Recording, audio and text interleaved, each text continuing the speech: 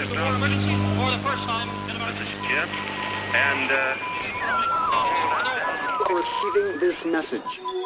We are Ken Jennings and John Roderick. We speak to you from our present, which we can only assume is your distant past, the turbulent time that was the early 21st century.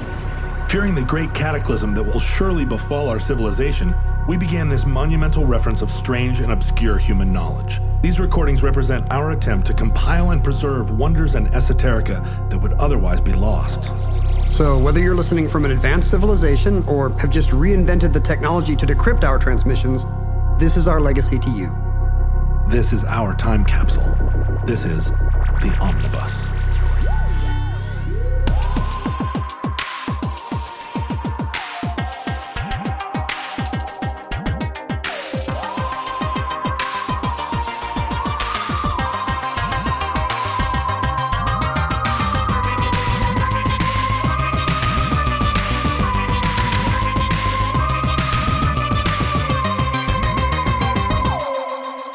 You have accessed entry 705.JB0712. Certificate number 46594. The Law of the Tongue.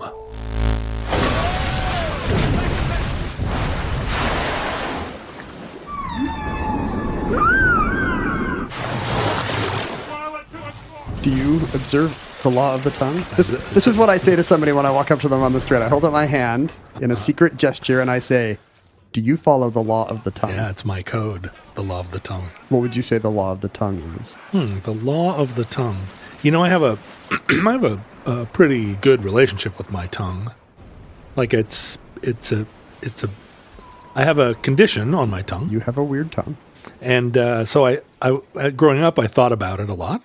I thought about my tongue maybe more than other people did. Tongue mindfulness. I did have tongue awareness because it was sensitive, but I like having a tongue, and I use it a lot every day. Can't really imagine not having one. Like if you're one of those people, there are people that don't have them. People that are members of the Ellen James Society don't have them.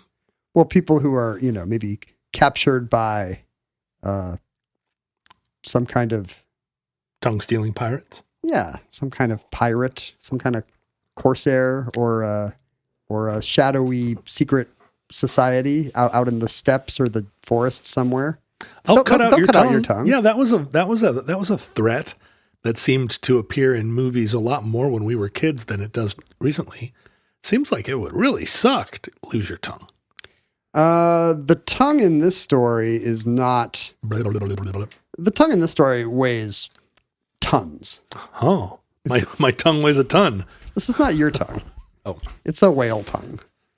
Oh, more whales. I love when we talk about whales. Didn't we just do whaling? I was trying to remember when it was. It's really hard. We were just saying that when you and I remember something that feels like it must have happened in the last 5 years, it's almost certainly at least 15 years old. This was you learning just moments ago that Serena Williams is a better tennis player than Venus Williams. Well, I was like, you're a little late. But. So the Venus or the Williams sisters, like they're kind of new on the tennis scene, and you're like, yeah, yeah, they're the hot new thing.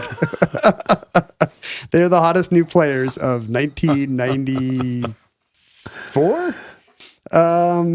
We take requests now from listeners who have supported the show. We have for a while, and I think we've felt like recently we've done a lot of request shows because we had a lot of new donors. We had a surge, and now they're all coming. What would you say? They're all ripening their status as longtime givers. They're coming due. They're coming due.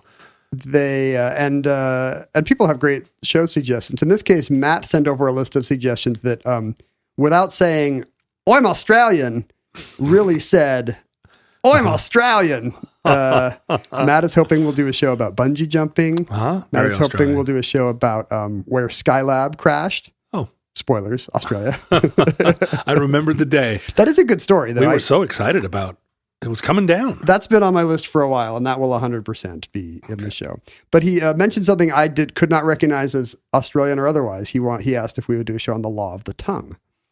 And I had no idea. Usually it's a PG show. It does seem kind of Australian, though. I mean, what would that be in Australia? The law of the tongue. You walk up to somebody and you take a big bite of Vegemite and you just lick them across the face. I could see there being some kind of Australian rules wrestling where you have to like hold on to your opponent's tongue, and the two of you, it's kind of like that. It's kind of like the scene in Michael Jackson's Beat It, where the two gang leaders have their wrists tied together in a knife fight. Except you have to hold on to your opponent's tongue. Except your tongues are tied together? Well, and you also have a knife, so it's like you either kill your opponent or the first person to let go of the other one's tongue loses. You've played knifey tonguey before. Knifey tonguey. I think it would just be like a social thing, like every morning. We don't know this in the Northern Hemisphere, but Australians just show up at work and they just lick their boss across the face. And the boss says, licks them back. You had steak again last night, didn't you, Carl? And gives him a big lick across the jowls. I'm glad we're getting your Australian accent, which we hardly ever get. It's not good, and I've never tried it before. I like it, though. You're throwing it out, and you're just throwing caution to the wind. Well, I got the booster shot, and that makes your accents better. But when I looked up the law of the tongue, it's a fascinating story that really only came out in the 1990s, even though it's set largely in the 19th century. Is it a global law, or is it a law restricted to the Anzac? It's not just that it's restricted to the Anzacian portions of the globe. It's restricted to the tiny port of Eden, Australia, in New South Wales. Ambitious name. They've got their own law there. I mean, Australia's a frontier country. Sure, it is very frontier. If there's places in South Dakota or Arizona that had their own law, surely a little tiny Australian 19th century harbor would be able to create its own lingual laws. Absolutely. Well, it's a new Eden. so from Eden, Australia it may be the new law of humankind, right? That's what came from maybe Eden. we will all descend from... Maybe we get to eat apples now. This is going to be a Twilight Zone where all of our future listeners are descended from a proto-Adam and a proto-Eve in Eden, Australia. The fact that it's called Eden actually leads to documentarians loving this place because they can call their National Geographic movie "Killers in Eden" or something like that. Is it named after is Eden named after a British Prime Minister instead of like Eden, the Garden No, of? it predates the Prime Minister, so it must have just been so nice or so awful that you had to really attract people there. Oh, sure. It's the old Greenland, Iceland But trick. Australia, that's not usually a problem because the early white people in Australia had to be there by force of penal law. I mean, you didn't really have to show them a nice subdivision. They kind of had to stay, right? Right. But Eden, just so you can picture it, if Australia were to have a southeastern corner, and I strongly believe that it does not. Australia is not a Minecraft world with corners. A southeastern corner, right? Okay, I can picture it. But there is kind of a headland. Tasmania There's down kind there. of but northeast of Tasmania. So it's kind of it's what would be the southeastern corner if Australia were a big rectangle, because there is kind of a headland that sticks out. A dewlap. I don't know if it's a dewlap. Is that a term geographers use? Let's see. Let me just picture Australia here by looking at it. You're not looking at anything. You're just kind of looking into the air and saying, "Let me picture Australia." Right. So it's not a dewlap. It's more of a promontory. Well, or you might it has quite a bit of weight, so you might even call it like an abdomen. Right? It's why do you insist on personifying, anatomizing Eastern Australia? It's like Australia's udder, right? If Australia were the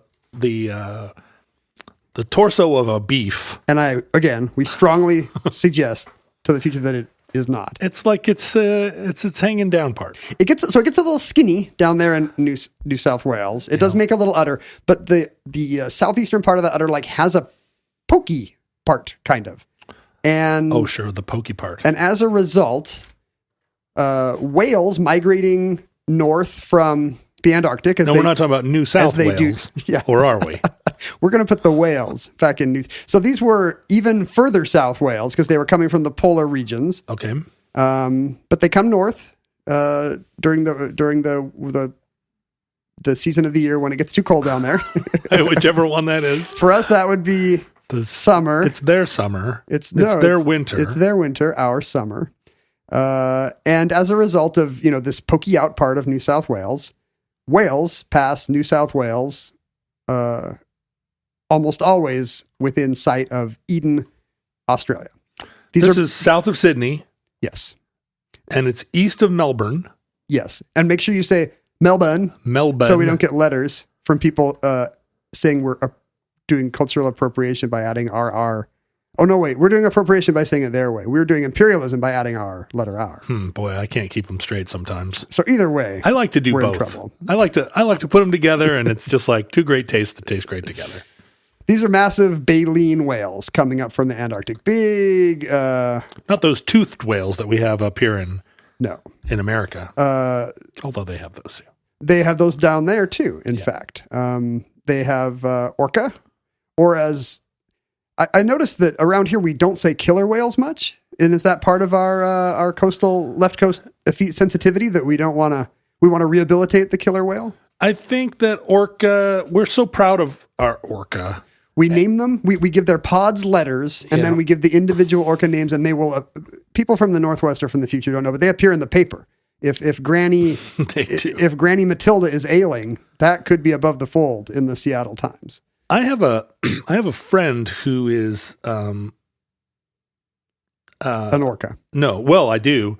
Orca is like when we were kids, they were called killer whales, and orca is the kind of the new. It's our version of it used to be Mount McKinley, now it's Mount Denali. Oh, the woke mob won't let you say killer whales. But I love both ways of describing them. But I have a friend that's really into sharks, and she is so. Is she 4? She's pro shark, and she's so down. Is she 4 years old? That's when shark love usually peaks. No, but at some level, like her fandom of sharks it did coalesce from when she was 4 at a young age. But she's really down on killer whales. And I'm like, how do you not like it? And she's like, oh, they're jerks. She has some ecological no, she just thinks personality-wise they're jerks. And I feel like that's a weird take, right? Sharks are the... Well, no, she would argue all day that sharks are great and they're kind and they're not attackers. They have a bad rep. That's true. They've been slurred, whereas orca are, bullies. And does she think it's some kind of mammalian chauvinism? Yeah, she does. She absolutely does. And she feels like all you orca lovers with your coffee mugs and your pod names all crowding to the edge of the ferry boat to watch them go by. It is fun when they stop the ferry. It's nice. Because by law, they cannot approach an orca pod. So if there's a local orca chilling, the ferry just has to kind of stop and wait for it to leave. Yeah, but there's always some Bainbridge Island trial lawyer sitting in his BMW just pissed off. Honking. Come on! Get going. I've got a date in court. The last time I was on the ferry, it was with a friend who has recently come to a new love of the orca because they're one of the few animal societies, including ours, that has found a respectful and appropriate use for its post-menopausal matriarchs. Oh, what did the orca do? Oh, they run the show. Well, yeah, they're not just like they do in our culture. They're not like you can't. I'm talking about my own family and the California congressional delegation senatorial delegation for many years, but in general, in the animal world is not kind to females that cannot produce offspring anymore because evolutionarily, they're a dead end. You need an advanced species, more advanced than ours, to be like, hey, these wise women have much to teach us, John. Let's much to teach us. They have years of child rearing and herd or pack protecting. Let's listen to their wisdom. I believe in our current human culture, we have decided that listening to older people is no longer a winning strategy of any kind, no matter their gender. It was once the Simpsons told us that it was nothing they said would be interesting. Yeah, we fell for that. Yeah, don't trust anyone over 35 seems to be the new motto. So I was on the ferry with this friend who is just reading up on these amazing orca matriarchs, and the ferry had to stop for orca, and it was the happiest I'd ever seen her. She ran up on the deck. You guys, you got to come see. These are orca. They have much to teach us. Did they come close to the boat? They were quite close. That's great. And if they approach you, what are you going to do? Which ferry was it? Come on, Bainbridge Island. Oh, am I supposed to know the name? Yeah. Was it the Walla Walla or the Wenatchee, Ken? I don't remember. Apparently, It was Seattle Bainbridge. so my it was okay. That's a good route. It's not the biggest route. No, you want the 37-hour ferry to Ketchikan, obviously. Apparently, my sister has decided that she's on Tinder now, or what are the dating ones? Tinder's Sure. like a sex one, right? Well, but there's they're all. yeah. Are you saying there are dating websites that are not sex websites? I don't She's know. on Christian Mingle. But she was me at J-Date. She met some guy and she was like, "Oh, what's your story?" And he said, "Oh, I'm the chief engineer on the Tillicum." Ooh. And the Tillicum is this a pickup line? No, the Tillicum. I'm on the and I want to date you. Ugh. God, why are you the one that makes those jokes? Like I'm the dirty one. We're gonna have Mark Miles bleep all of that, so nobody's gonna know what I said. Just you being annoyed. Well, I probably shouldn't out this guy who's dating my sister, but the Tillicum is the oldest ferry in the operating ferry in the Puget Sound. How old? It goes back to 59. Whoa! And it is the first ferry boat I ever rode when I was 4 or 5 days old, and the first ferry boat my sister ever rode, because in the late 60s it was on the Edmonds-Kingston run. What run is it on now?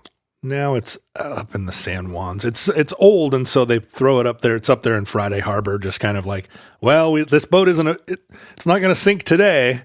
We still need, but it actually does. Do 6 runs to the Triangle a day. It goes from Anacortes to Friday Harbor to probably Lopez. Yeah, Lopez, right? Does that little route. Anyway, so it was exciting. It was one of those. It was one of those Seattle things where I said, "What boat is he on?" And the answer was exciting. What could be more Seattle than dating a ferry captain? I know. So what? You were headed to Bainbridge Island for what reason? You going to get tacos in Winslow? Yeah, we were just going to dinner in Winslow. Oh. They have some friends over there. I don't know Bainbridge people. I know. No. It was actually an interesting guy. He's his book just came out. He's a former awful finance guy who I guess one morning was like, "Wait, I'm an awful finance guy and I already have all this money and I live on Bainbridge. What a surprise!" No, he moved out west from Manhattan and became an academic. He's now researching homelessness problems and solutions. See, this is why we can't tax the rich, Ken. Because they'll eventually. Yeah, sometimes they move out west and they'll eventually wake up and look in the mirror and think, I'm not going to give my money away, but I am going to. Their head will rise into the bathroom mirror and they'll think that morning line of Coke is amazing. Yeah. And I need to quit my job. I need to come out to Seattle and help the unhoused. Start going to wear some fuzzy sweaters, live on an island away from any homeless people. Yeah. The new research, which is actually I've seen it in The Economist now, it really ties homelessness strongly to the law of the tongue. The law of the tongue. Local economics and nothing else. Oh, really? Yeah. So if you're saying... it's not a national problem. It is, but I mean, that's a result of rents going up everywhere. And you actually, if you look nationwide, the problem is tied to times and places where rents spike. Local rents. So it's, instead of framing this as, this is addiction, this is mental illness, this is, a generation of blah, blah, blah. Yeah, right. It's really just people who... It's a real estate problem. It's a real estate problem. This is people who could have been on the fringe of urban life and now are just barely not making it. It's why we advocate a housing first model here on the Omnibus program. HF. Pioneered in Salt Lake City. That's true.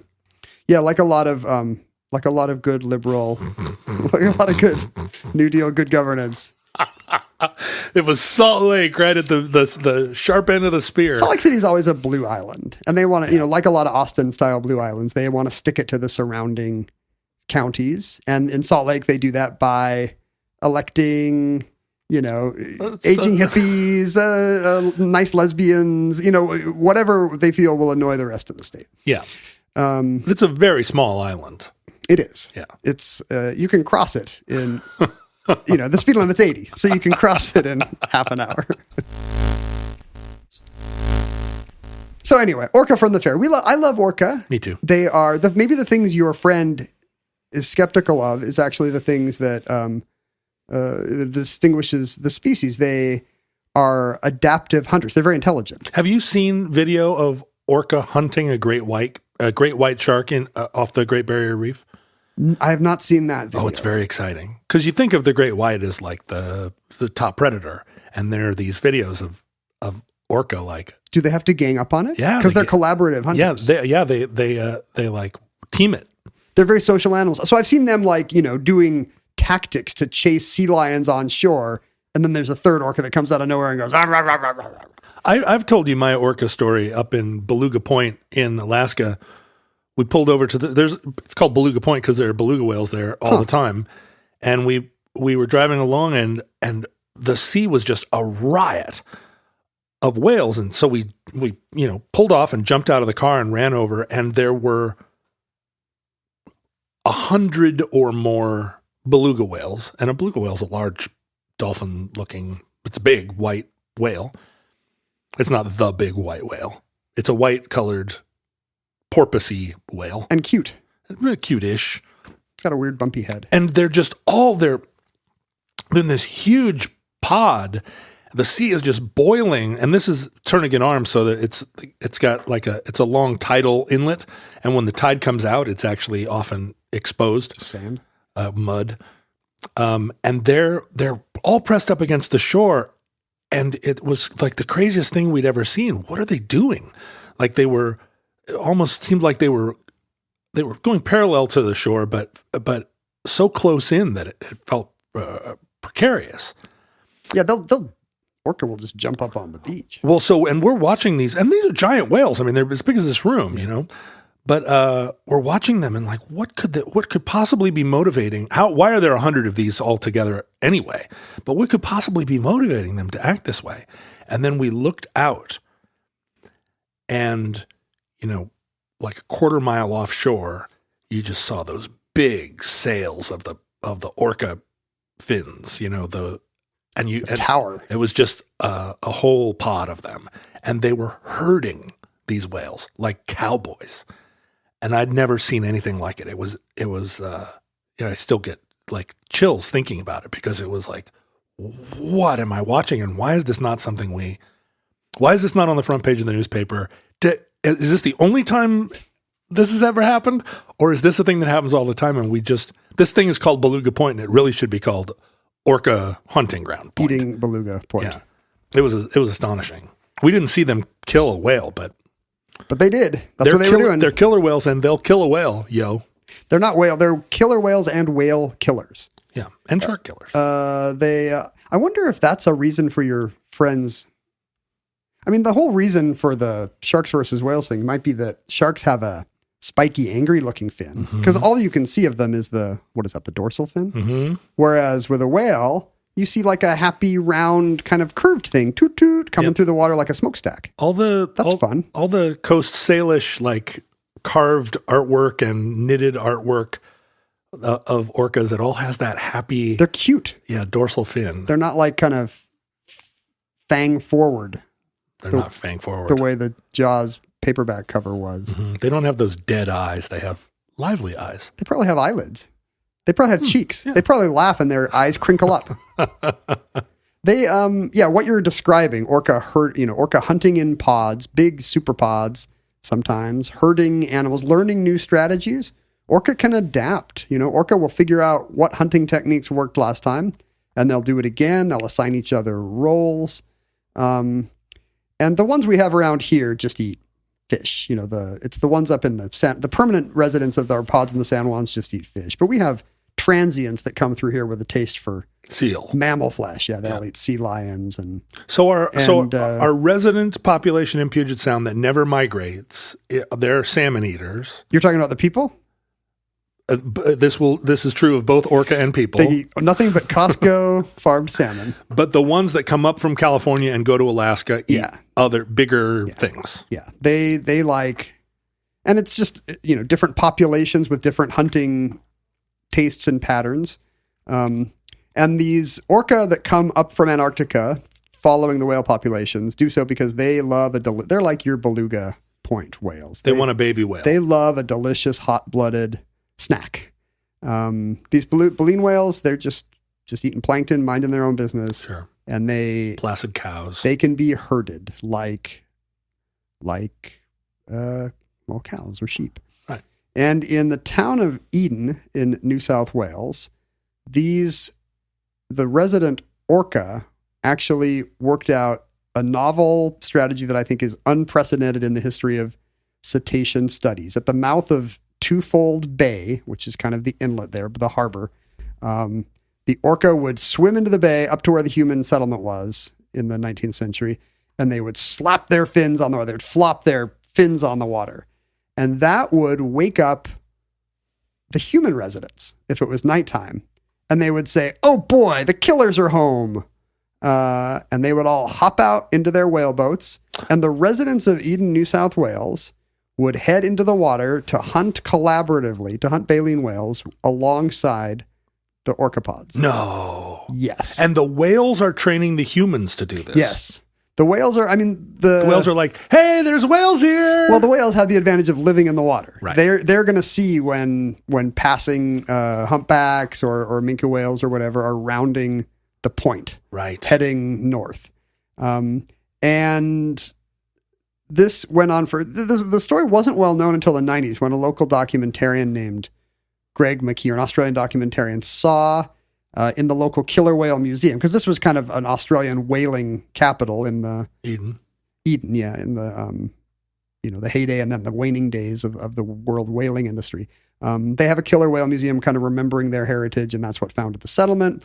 And there's a big skeleton of a killer whale there named Old Tom.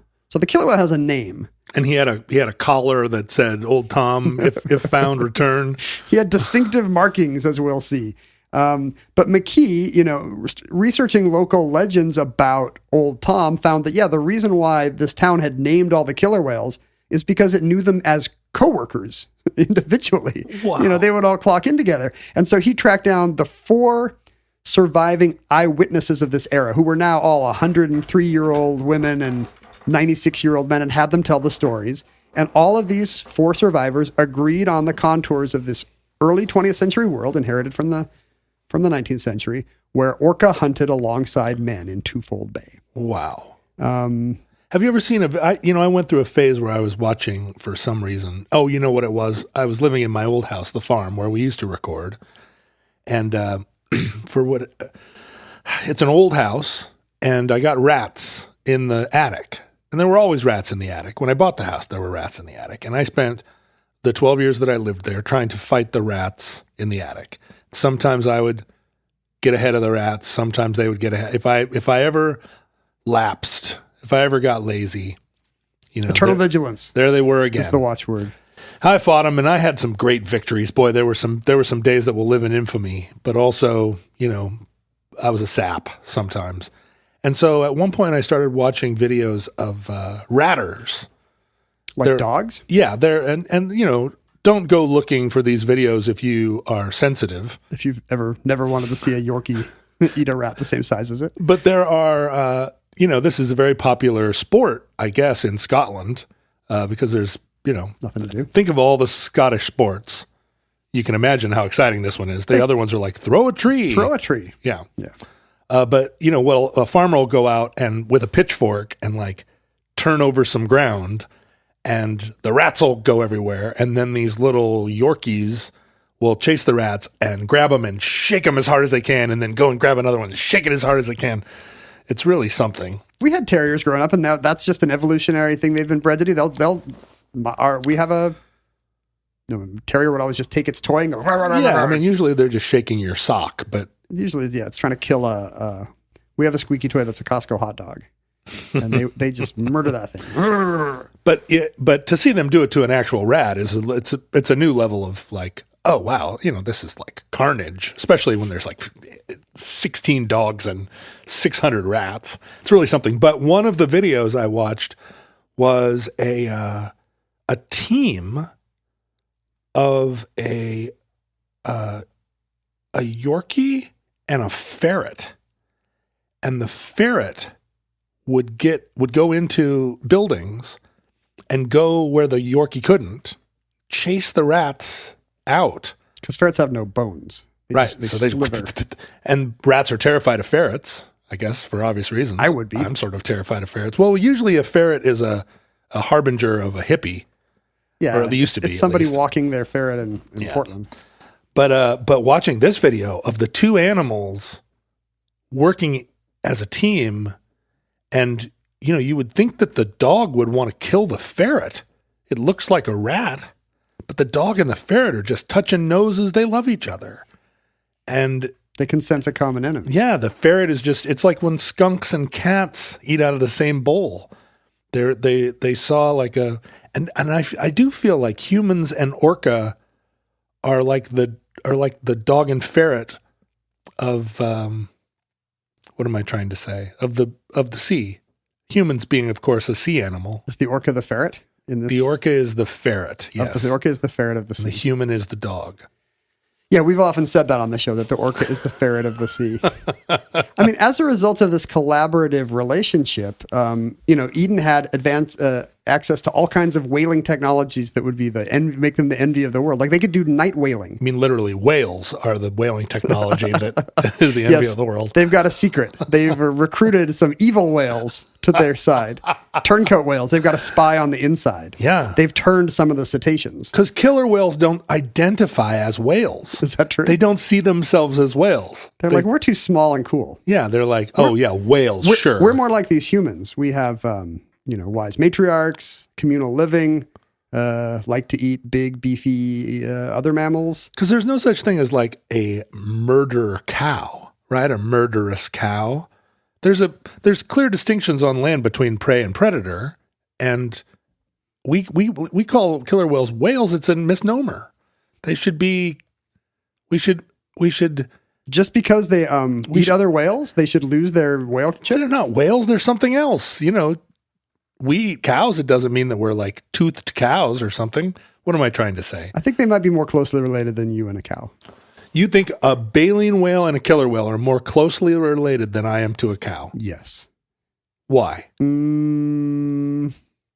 Well, now that I say that, maybe not you in particular, but a less bovine human. Sure, You're more cow-like than most. I'm more cow-like than most. But you sit and chew slowly. Didn't some ancient ancestor of the whales live on land for a while? Yeah, and got fed up. Yeah, but is that true of baleen whales too?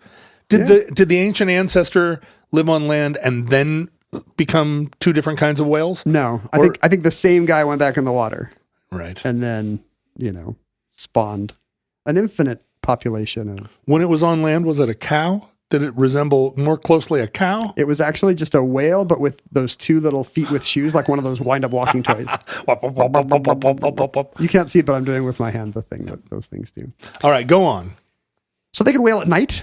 The head of the whaling colony there, the kind of the head of the whaling industry was Fearless George Davidson. And, when the killer whales signaled that there were baleen whales passing by, he would wake up everybody. They'd all ride their horses down to the beach, get in their whaleboats and head out. I bet they had great mustaches, these. And communication would go both ways. They would slap on the water with their oars, kind of mimicking a tail flop, and that would call the orca over, and they would kind of work as cattle dogs. Old Tom, the strongest and sneakiest among them, or cattle ferret. But he would be the ferret of the sea. The orca would go out and kind of round up the whales and just basically harass them. Yeah. Tire them out, keep them from surfacing. Yeah. Because then they couldn't breathe. A lot of people don't know this, John, but whales are mammals. Okay. And hundreds of people would line the cliff tops in the morning to see what the result of the night's hunt had been. And then how did they divvy up the spoils? That, my friend, is the law of the tongue. So, once the whales are tired out, it's very easy for the harpooners to get there into the rowboats and as they say it, fasten, which means impale this poor baleen whale. And while that whole process was going on, the orcas would circle to keep sharks away. Sorry to your friend. Mm-hmm. Good. And, there are, all kinds of cases of, diaries of the time have stories about, a man going overboard and the orca pulling it to the surface, or by the same token, an orca getting tangled in somebody's harpoon line and the men rescuing it. It all seems to be just a great working environment. Yeah. I mean, it seems like there would be some OSHA problems because people keep falling in, but. Well, but then there was that young orca girl that fell in love with the human boy and their parents didn't approve. It's the tale of Orkio and Whaliette. The system that had been worked out is this. After a whale had been killed, they would leave it overnight in the bay for the orca, who would eat they would eat the lips and the tongue, but leave the skeleton and the blubber, which is what the humans wanted, what would power the whaling industry of Eden, Australia. And every eyewitness agrees that this was the deal, as improbable as this sounds, that the whales would just eat, the killer whales would eat their part and leave the blubber, and then the next morning, the men could tow it into port and begin harvesting the whale. And there are period photos showing whales being brought in missing lips and tongue. So there's documentary evidence that the law of the tongue had been agreed upon. Can you live on lips and tongue? So this is the interesting part of the story to me. How do you hammer out this accord with the orca? Because, normal predators also want the spleen and the liver and the contents of the stomach? Well, if you're running high-speed chases through very cold water, you'd think what these orca need is caloric intake at all costs. Right. In which case, man, eat the blubber. Right. But maybe the whales are just big enough that a pod can survive just on their favorite delicacies. Maybe they're also eating the calves, and that didn't make it into the story, right? Because that could be, and also sea lions and fish, and they've got other sources of nutrition out there. But still, this seems like a lot of work on the orca's part for just lips and tongue. Unless that's what they want, man. Like it's the delicacy. Sure. I mean, you in Eden, their people use every part of the humpback. Except lips and tongue. They can somehow do without the lips and tongue. I wonder if... These are gourmet orca, and this is like the truffle oil of the orca world? Yeah, but are orca picky eaters? Apparently. I guess the ones up here won't eat sea lion. Right. I also won't eat sea lion. The modern scholarly, like an orca, like a resident orca, you will not eat sea lion. No, but I'll eat a Costco salmon all day. The scholarly consensus today seems to be that this arrangement actually predates white settlement of New South Wales, that the Yuin Aborigines in the area also were whalers. Oh. Not because they needed blubber for lamps. They weren't trading the whale oil, but they were... Just a big old food thing. Just a big steak. Mm-hmm. They would see a humpback and it would turn into a steak like in a Looney Tunes cartoon, and then they would go hunt it. And, they probably did not have even the whaleboat or harpooning technologies of these turn of the 20th century colonists. So they would be reliant on orca technology, Day of the Dolphin kind of orca technology. Right. And so old Tom was actually had probably some wisdom handed down from some older Tom. Yeah. And like work with the folks that live here. And older Tom had, wisdom handed down from, whatever got hammered out between his ancestors and the original Aboriginal people on the coast. Right. There's stories of the Aborigine, whoever the wise man was, some kind of elder or shaman would light a fire on the beach to signal to the whales. And then he would kind of do a ritual drama for the benefit of the orca, where he would kind of hobble around pretending to be lame and weak. And that would be the sign to the orcas that, hey, our shore brethren are hungry. Look how much they're struggling. Yeah. It's time for the hunt. They were sky hopping. The whales were. What is sky hopping? Spy hopping. It's when they pop their heads up out of the water and look at things on land. Yes. Right? They were keeping an eye, and apparently they're good enough at human gestures and mannerisms and posture to be like, man, this guy could really use a whale steak right now. Let's do him a solid. And in the Aboriginal mythology of the area, the whales are actually kind of part of the tribe. Yeah, like they're not livestock at all. They're kind of like brothers. This is like Dances with Wolves, except in Australia and with whales. Swims with water wolves. And so apparently these traditions would have transferred to the early white colonists when the Aboriginal people were prized for their harpooning skills. Sure. The first white people come, they don't know what they're doing. They can't kill a whale, but they've got people who have been there forever. And so plot point in Moby Dick, all of the best harpoonists were all from from Micronesia. They're all from the Southern Isles. And so the same thing happened here. The the Aborigine people become harpoonists in the whale boats.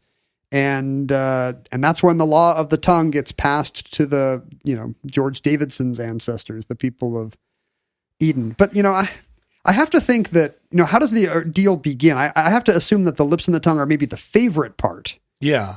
Of the whales. So the whales are basically just taking what they want. And are they aware that they are leaving something behind for their pod mates? Maybe.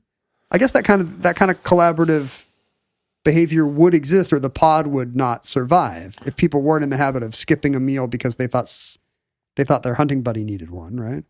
Well, what's interesting is that, as incredible as it sounds, I believe there's no record of a killer whale in the wild killing a human being. I think that's true. And so that must be true back to ancient times. And the people on the Pacific Northwest coast and in all these different places who lived on the water and interacted with killer whales all the time must have also known that if you fell in the water, you were safe with them. There must have been this kind of interaction. I mean, that's true of back 10,000 years. I mean, that goes to classical times. There's all these stories among early seafaring people about how the dolphins are our friends. Yeah. That somebody falls in and then the dolphins tow him to shore and he becomes Prince of the Dolphin Men. And, there's lots of Prince maritime. Of the Dolphin Men. Yeah, I knew him. It was the late 80s. There's a fixture on the drag scene. But the maritime tradition of wise and helpful sea mammals, helping a brother out goes back millennia. Sure. And if you're like a fisher people on the water for food, on the water looking for food, and there are orca all around doing the same, you must make common cause with them, if not in practice, at least in premise, right? Like you would see them and tip your hat, like, ahoy, good hunting. And any way that you could, I'm sure that orca used to herd salmon in such a way that the Coast Salish found, it's why they're on all the totem poles. Yeah. Right. They're not an insignificant feature. I would put the biggest, coolest animal on the totem pole too, even if it wasn't bringing me any fish. Yeah, but the biggest, coolest animal is probably a brown bear, but you never see any brown bear on totem poles. I don't know. I think an orca might be cooler than a bear. They squirt. Bear don't spray. Right. Are you sure about that? Yeah. If you're getting sprayed by a bear, it's like probably the last thing you'll smell. I mean, but that's the thing. An orca is a big, cool mammal that's your friend. Yeah. Where a bear is a big, cool mammal that killed your uncle. That's not your friend. That's right. The law of the tongue. So all these movies, these Dances with Wolves kind of movies always end with betrayal by civilization. Yep. Here it comes. The cavalry rides in and then... It's hard to imagine. The Avatar planet gets mined. Hard to imagine that industrialized whaling is the good guy in this story, but tell me what happens. Well, that's kind of the funny thing about this whole dynamic is it's supposed to be heartwarming that the human and the whales are working together. Oh, yeah. They're working together to kill other cuter whales. Right. To murder the peaceful whales. Yeah. The humpback never did anything to anybody. They just wanted to strain plankton. But it was when the explosive harpoon arrived that people stopped collaborating with whales? It actually seems to be from the black hearts of the Edenites themselves. Dear. Just as in the original Eden, there is trouble in paradise. There's a story from the 1920s about a minke whale that's being hunted by a pod of orca. They successfully herd it up onto the beach, but in the process, one of the orca also gets stranded.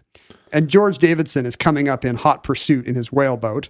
He'll be able to, harvest the beach whale and maybe they can help their orca buddy get back in the water. But before he's even on shore, another villager named Harry Sills. Oh boy. Just steps out of the brush. Don't do it, Harry. And just is like, oh boy, an orca. No, don't do it. And kills the orca and takes its teeth. So by the time Davidson's boat gets there, he's like, mate, no. What are you doing? No, mate. For whatever reason, Harry was not part of the whaling culture or didn't share the kind of village respect, healthy respect for the killer whales. He just sees the money in the scrimshaw orca tooth. Free teeth. And the orca And that's what offshore. you'd think. You're an Alaskan. You would see those teeth and be like, "Oh, baby." No. I'd run down and help my orca friend back. You roll him into the water. So you're saying Old Tom and all the rest are offshore sky popping, spy hopping, as we say. and they're like, "What the what?" Yeah, and the humans are pissed too. There's still Aborigines in the region who, again, love and respect the orca, and they are pissed. They threaten, they threaten to attack the village.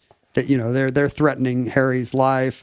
The cops are involved. Oh boy. The whole story ends with the Yuan people actually leaving the area because they feel like the law of the tongue has been violated. It's been desecrated. The bond between man and orca will be no more. So did the whalers like row back out and be like, no, sorry? I mean, how do you apologize to an orca pod? This is a plot point in all these movies where the good white guy has to be like, "Hey, Pocahontas' dad, I'm super sorry. Like, these guys were not chill at all. Like I said, they were going to be chill." Right. But how do you do that to an orca? You can't speak their pops and squeaks. Yeah, it's like there's always somebody in the U.S. cavalry that shoots the friend wolf. Right. There's one dingus. And it's like, "Oh, I will fight no more forever, except actually sorry." And it would have happened the other way if the orca had just been like, if some orca had gone rogue and been like, "That is one cute human baby. Cute human baby. I'm gonna take a bite." That would have ended stuff on our end too, I think. Yeah, maybe. This is already in the 1920s. The whaling industry of Eden is not doing great. There's some speculation as to why. It may just be that offshore whaling was starting to get technologically good. This becomes the age of more industrialized whaling where, the South Pacific whale populations just get hammered. Only 5% of these Antarctic whales survived. These big baleen whales survived. 1% of the blue whales that were around at the time survived that decade. Astonishing. 99% of all blue whales. It's just, you just put enough boats in the right place, and even though the ocean's wide, you can just get almost all of them. It's incredible. It's awful. And as a result of that, there's no food supply for the orca. Orca are hungry. On December 17th, 1930, the carcass of an orca is seen floating into Twofold Bay, and the people head out in their boats and they're astonished to see it's Old Tom himself. Huh. And the accounts of the time say that his stomach is empty. It's possible that like George had been actually hand feeding him, and that's why he was heading close to shore, because the humans were actually just now hand feeding the orca because there weren't enough whales heading into the bay anymore. They were throwing cows out there. That's what they were doing. What do you hand feed an orca? It's got to be something interesting. I wonder if an orca would eat a cow. I'm sure it would. There's probably not a lot of, in the wild, there's probably not a lot of liminal areas where that can happen. Cows grazing close enough to deep water. I have a lot of bad stuff to say about the internet. I don't like the internet at all. It's a terrible place. It's caustic, but it does exist to ask, would an orca eat a cow? Let's see what the internet says. Killer whales. The problem you're going to have is that maybe a cow is a name for a female killer whale. Like, don't they use cow and calf and bull for killer whales? Well, yeah, I bet they do. Killer whale facts. .com. What is this? So killer whales, orcas. Oh, it says walruses are related to dogs. Well, first of all, that's not super relevant. Killer whales have more genes in common with cows than any other species of mammal. Well, there you go. I've been saying this whole episode, and you've just been rolling your eyes at me. Well, then maybe killer whales won't eat cows. They're like, that'd be like family. Walruses have more in common with dogs and wolves. Manatees, called sea cows, were actually closely related to elephants. That one I can see. So this suggests, as I was suggesting, that marine mammals evolved down separate paths. Now, maybe not whales, but I'm pretty sure all the whales are the same path. You know You're what? just talking about manatees you and think walrus. you're so smart. There is one story that really may explain, it may have just been declining food supply, dwindling whale herds passing by. But there is a story even more upsetting than the Harry Sill story that was told to the 1990s era documentarian by an old woman named Margaret Brooks, who was, I believe, the daughter. She was born Margaret Logan. She was the daughter of J.R. Logan, who is kind of the evil, the guy that wants to dig for gold in the Pocahontas cartoon. Right. Because he's like a wealthy farmer. He's made his money in agriculture, and then he's come to Eden just to retire, and nobody's going to tell him what's what. He's got a diamond tie tack, and he... or whatever the Australian equivalent of that is. Opal. Yeah, an opal tie He's tack. got an opal tie tack. And I'm sure he's just evil, like the David Ogden Stiers guy in Pocahontas. So Logan is out with Davidson and the other whalers in pursuit of a humpback. And after they catch the carcass, the other whalers say, okay. Wait, they capture the carcass? Well, they have to capture the whale first. After they harpoon the whale and after they bring in the carcass. Yes. They've got it. They're towing a big humpback behind their whale boat. Or humpy, as we say here in the Northwest. Is that what we call a humpback carcass? We call them humpies. When they're dead only? No. When they're alive. Oh, okay. When they're dead, I think they become a humpback carcass. But when they're alive, they're humpies. Humpies. I don't think I ever say that. That's an Alaska. Is it? Turn of phrase. Was the Humpty Dance huge in Alaska? Not Humpty, Humpy. Oh, okay. And the other whalers in the boat assume they're going to leave Humpy out for the orca to enjoy their Lip and lips, tongue. their tongue, Maybe that little groove between your nose and your mouth. The lip and tongue does feel like the name of a weird pub, right? Like an Australian pub. With a picture of a killer whale with blood coming down its... Ye old lips and tongue. On the teeth on the old wooden sign. And Logan says, no, I'm not going to do that. Let's just tow it back in. It's getting late. Oh. And the men are all like, but the law of the tongue. And he's like, but the law of the tongue. But the law of the tongue. Wow, this guy's a jerk. He's a and so he just starts to tow the carcass in. And all the orca are like, wait, what's going on? Yeah, like, law this of is the not, tongue, bro. We got to eat. And so old Tom in particular comes up to the boat and the boat won't stop. So he just like grabs the tow rope that they're using, the cable they're using to pull the whale in and, starts trying to pull the whale away from the cheating humans. Give us our lips and tongue. And in the ensuing struggle over the carcass, old Tom actually according to Margaret Brooks, who was, in her 90s telling the story, actually lost some teeth. Oh. And if you look at the skeleton of old Tom in the Eden Killer Whale Museum today, you'll see that it is actually missing teeth in a way that may have been fatal. So maybe it wasn't just dwindling food supply. Like these missing teeth have led to abscesses that go all the way through the jawbone, up into the brain. Oh, no. So it's possible that what we have is one bad apple who's like law of the tongue, schma of the tongue, and, leads to the death of beloved local mascot, old Tom, ending the law of the tongue forever, and this darling Disney-ready story about the murder of baleen whales. And what is the relationship between current day residents of Eden, and I presume they have it's a small town still, but they probably have a waterfront aquarium, and they probably have they have like a smoothie place, and maybe a boardwalk where you unicycle. Do they have a relationship to the local orca pod? No. Well, today Eden is still, it's one of the few deep water harbors in that part of the world. So it's the leading fishing port in New South Wales, big fishing fleet. And I think cruise ships can even dock there. But sadly, the orca are scarce.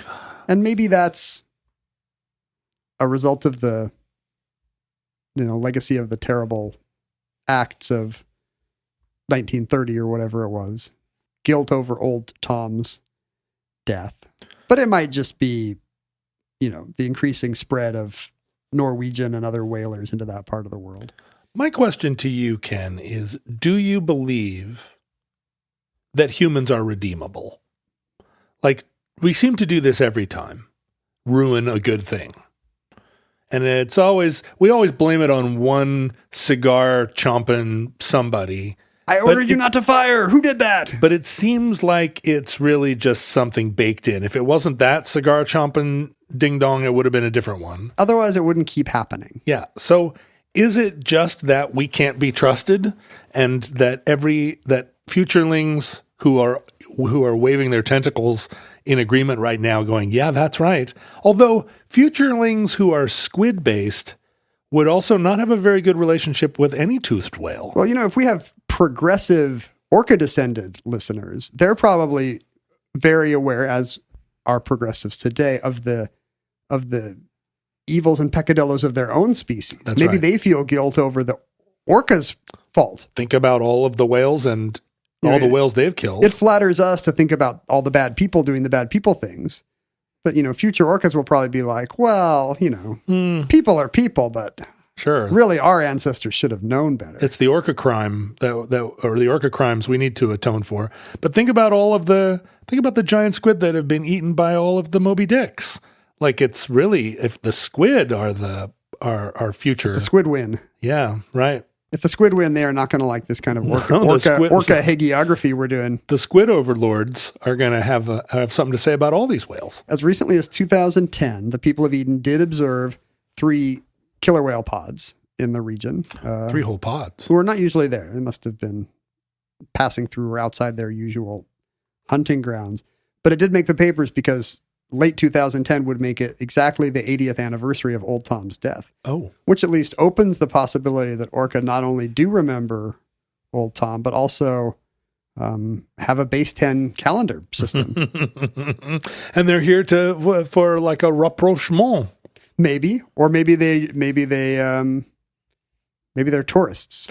What's interesting here in the Northwest is that what surely was a human orca like collaborative ecosystem prior to the 19th century, or prior to the middle half of the 19th century, it's completely gone. The white settlers that came here weren't really whalers. We were busy coal mining and chopping down the forests. And so we turned our back on the orca, and they were like, say what? And we eliminated the tribe's ecosystem. And so the orca around here may have been trying to communicate with us all this time. They might be like, what about the good old days when we used to fish side by side? Stop building these dams. Yeah. What about you're killing the salmon before we even get to them? And then with the ferry boats and all these tourist ferries where you're out, like, you're happy to see us, but like, we have work to do here. And they know we like salmon too. They're probably mystified. Yeah. They're like, look, the one thing we had in common was we were both super into salmon. You love salmon. We love salmon. Why are you doing such a bad job? You're not only killing the salmon by putting dams in the rivers, but you're also not even down here with us, like doing your half of the job, which was whacking your paddles on the side of your dugout canoe. It's like when you're assigned like a group project in school, and yet, one person's going to get the same grade as you, but like, what's he doing? He's sabotaging the whole project. The orca are like, I can't believe I have to do all this by myself, and this is due tomorrow, you idiots. There was some matriarch in one of these local pods who died in the last 40 years, who was the last one who had a story about back when we used to collaborate with the humans and all was right with the world. And so her granddaughter is out there right now somewhere in Puget Sound, kind of telling some... I hope she told the story. Telling some story. Humans didn't always suck. Yeah, where the young orc are like, what? That's pretty... Humans aren't redeemable, Grandma. That's not very likely. And that concludes The Law of the Tongue. Entry 705.JB0712. Certificate number 46594 in the omnibus. Futurelings, in the unlikely event that social media still exists in your era and that it accommodates all species, which seems very unlikely. Most species would be wise enough not to develop social media. How does the internet even work underwater? Is it all transmitted by whale song or squid clicking? I mean, what is the internet? Like if you want to know if a killer whale can ever eat a cow and you're underwater, what do you do? I do believe that the internet is probably going to be regarded as a form of song. It's the only kind of analog that works. Like an insane song. Yeah, what were you guys doing? Oh, we were singing to each other, but it was like there was no tune and no one was listening to any of the other singers. So it was like 260 BPM. It was just insane. It, like made everyone crazy. A billion screamers, all crying out at once and then hopefully being silenced, inshallah. But yeah, it's a song, right? And so it would, condensed, be communicable across the oceans. The future internet will return to its natural state, which is whale song, and every once in a while a piercing cry of a sea eagle. It is kind of interesting how the early sounds of the internet, the modem handshaking, how it kind of sounds like a screaming sea eagle or a clicking dolphin. Yeah, right. We're going to go back to our fax machine roots. Beep, boop, boop, boop, boop, boop, boop. Anyway, yeah. So human beings or some, whatever form of humanoid is listening to this show. The Noid. Go avoid yourself. Go to the internet and look for Omnibus and Futurelings. Look for Ken Jennings if you want his pithy, lighthearted, pun-based humor. Look for me if you are really a detective, if you're watching The Detectives. You can email us directly, though, which is probably a better strategy if you want to really communicate with us. If you're going to tweet at Ken, good luck. You'd better be pretty darn funny. You're going to be one clicking dolphin in a vast ocean. You'd better have a blue check mark next to your name because Ken only deals with blue check marks. But you can email us at theomnibusproject@gmail.com. You can hang out with other Futurelings on the internet by just putting Futurelings into the internet, and it will deposit into your lap Futurelings of all stripes. It will. Really? Yeah. It's like a slot machine. It will. Boy, this thing's paying off. It will. It will deposit them ka-ching, ka-ching, ka-ching, like ka-ching. so many baleen whales into the harbor of your small whaling town. You can mail us things. And usually at this point, Ken is unwrapping a box, but he's not doing it today. So it only means that you have not been mailing us enough things. I have a little bit of mail. But you can mail us things at P.O. Box 55744, Shoreline, Washington, 98155. And you can support the show. Today's show was a listener suggestion. Thanks, Matt. Matt is a supporter at patreon.com/omnibus project. Listeners, from our vantage point in your distant past, we have no idea how long this civilization survived. We hope and pray that the catastrophe we fear may never come, but if the worst comes soon, this recording, like all our recordings, may be our final word. But if Providence allows, we hope to be back with you soon for another entry in the Omnibus.